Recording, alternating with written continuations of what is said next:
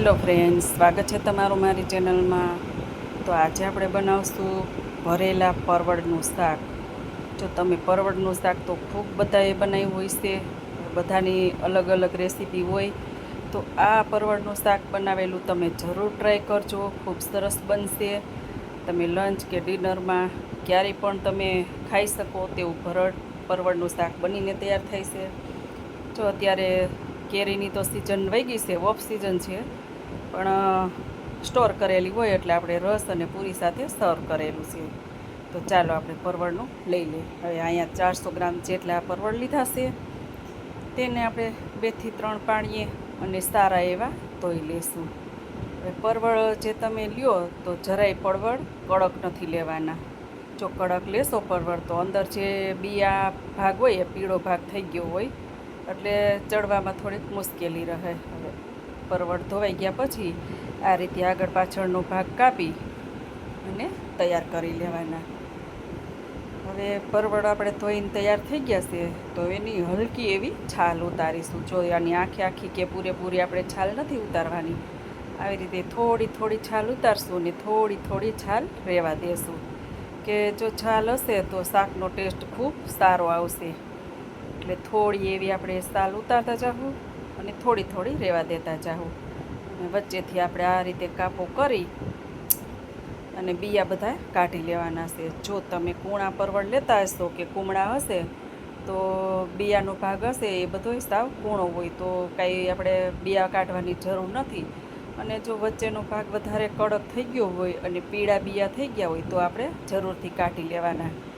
એટલે જો જેમ બને તેમ માર્કેટમાં તમે લેવા જાઓ તો કૂમળા પરવળ હોય તે જ પરવળ લેવાના. એટલે આપણે બિયા કાઢવાની કંઈ ઝંઝટ ન રહે અને ખાવામાં શાકે પણ ખૂબ ટેસ્ટી લાગે. અને અત્યારે તો આ સિઝન છે પરવળની, એટલે ખૂબ માર્કેટમાં પરવળ આવે છે. તો આ રીતે જો તમે પરવળનું શાક બનાવશો તો બધાને ખૂબ જ ભાવશે અને દાઢે વળગી જાય. હવે આપણે પરવળનો મસાલો કરી લઈએ. તો અહીંયા ત્રીજા ભાગનો વાટકીનો હોય એટલા સિંગદાણા લીધા છે અને અડધી વાટકી જેટલા આપણે સફેદ તલ લીધા છે. 2 ચમચી વરિયાળી લીધી છે, 1 ચમચી અજમો લીધો છે અને સિંગદાણા આપણે કાચા જ લીધા છે અને 1 વાટકી આપણે ગાંઠિયા લીધા છે. હવે એને આપણે બધું જ અધકચરું પીસવાનું છે. આનો ફાઇન પાવડર આપણે નથી કરવાનો. આવી રીતે જો અધકચરો પાવડર હશે તો ભરવામાં મજા આવશે, ચીકણું નહીં થાય, ખાવામાં પણ ખૂબ મજા આવશે. હવે આ રીતે આપણે મસાલો કરી લીધો. તો હવે એની અંદર આપણે આદુને લસણને મરચાં પીસી લઈએ. તો 10 કળી જેટલું લસણ હતું અને 1 મરચું હતું. મરચું તમારે જેવી તીખાશ જોતી હોય એ તીખાશ પ્રમાણે લેવાનું છે. હવે આદુ અને મરચાં નખાઈ ગયા તો આપણે 2 ચમચી ધાણા જીરું પાવડર ઉમેરી લઈએ અને 2 ચમચી આપણે કાશ્મીરું લાલ મરચું ઉમેરીશું. તમારે જો તીખું ખાવું હોય તો તીખું તમે પાવડર ઉમેરી શકો.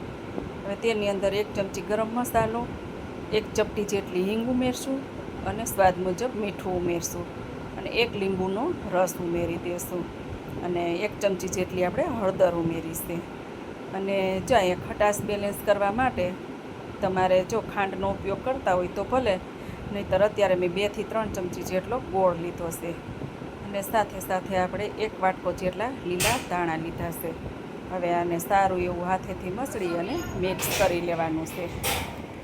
મિક્સ થઈ જાય એટલે થોડું એવું આપણે પાછું 2 થી 3 ટીપા જેટલું તેલ ઉમેરવાનું છે. થોડું મિક્સ થઈ જાય પછી 2 થી 3 ટીપા જેટલું તેલ ઉમેરવાનું. કેમ કે આપણે ગાંઠિયાની અંદર એ તેલ હોય એટલે આમાં બહુ જરૂર ન પડે તેલની, એટલે થોડું એવું આપણે તેલ ઉમેર્યું છે. હવે મસાલો આપણો બનીને તૈયાર થઈ ગયો છે. તો આ રીતે આપણે બધા જ પરવળને ભરી લઈએ. હવે અહીંયા મારે 2 થી 3 જ પરવળ કડક હતા એટલે એના બિયા કાઢ્યા છે અને બાકીના પરવળ કુમળા હતા એટલે મેં બધા જ બિયા સાથે જ લીધેલા છે. એટલે એને જો બિયા કાઢેલા હોય તો તમે સારો એવો મસાલો ભરી શકો, અને થોડો બિયા હોય કૂણા એવા તો મસાલો થોડોક તમારે ઓછો જોઈએ. તો અહીંયા કૂણા હતા એટલે આપણે વધ્યો છે મસાલો, એ આપણે ઉપર ઉપયોગ કરશું.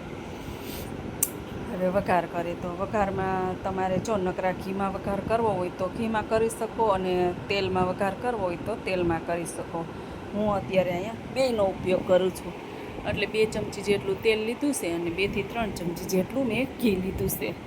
હવે જો તમારે ઓછા ઘીમાં કે ઓછા તેલમાં શાક બનાવવું હોય તો તમારે નોનસ્ટિકનું બાઉલ લેવાનું, તો તમારે ઓછા તેલ કે ઘીમાં પણ બનીને તૈયાર થાય. હવે આપણે તેલની ગરમ થઈ ગયું હતું બાઉલની અંદર, એટલે બધા જ પરવળ આ રીતે ગોઠવી દીધા હતા. જો તમારે એની અંદર હિંગ ઉમેરવી હોય તો હિંગ ઉમેરી શકો, પણ જો આપણે ગાંઠિયાની અંદર હિંગ હોય એટલે અને થોડીક આપણે મસાલામાં ઉમેરી હતી, એટલે આની અંદર નથી ઉમેરી. અને થોડાક એવા પરવળની જે કડક છાલ હોય એની ઉપર મીઠું ચડી જાય એટલા માટે આપણે થોડું એવું મીઠું છાંટ્યું હતું અને પછી ઢાંકીને રાખી દીધું. પછી પાછું આપણે થોડું એવું પાણી છાંટ્યું કે પાણી છાંટો એટલે મસાલો કાંઈ બળે નહીં. હવે રાતે અલટ પલટ કરતું જવાનું અને ઢાંકતું જવાનું ને પાણી છાંટતું જવાનું. હવે પાછું આપણે જો મસાલો 10% જેવું શાક સળી ગયું હતું એટલે આપણે મસાલો ઉમેરી દીધો. મસાલો ઉમેરી અને થોડું એવું પાછું પાણી છાંટી અને ઢાંકણ બંધ કરી દીધું છે. હવે એને 5 મિનિટ જેવું રહેવા દેવાનું. પછી પાછું આપણે ખોલી અને જોવાનું. તો મસાલો તળિયેથી પાણી છાંટશો એટલે દાજશે નહીં અને મસાલો ચોટશે નહીં. તો આ 15 મિનિટની અંદર શાક બનીને તૈયાર થઈ જશે, અને એ પણ આપણે પાણી વગરનું. તો હવે આપણે એને જો અત્યારે કેરીનો રસ છે તો મેં રસ અને પૂરી સાથે સર્વ કરું છું. જો તમારે સિઝન ન હોય રસની તો તમે રોટલી, ભાખરી, પરોઠા કે પછી બાજરાના રોટલા સાથે પણ આને સર્વ કરી શકો.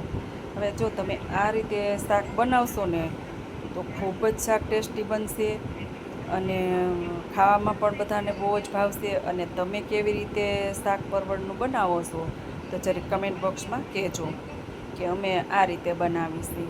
એટલે આને રોટલી, રોટલા, પરાઠા બધા જ સાથે ખાઈ શકાય અને બધા જ સાથે ભાવે.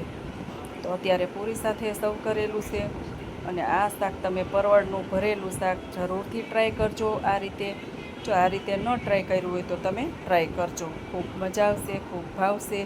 વિડીયો ગમ્યો હોય તો લાઈક, શેર, સબસ્ક્રાઈબ કરી દેજો. જય શ્રી કૃષ્ણ.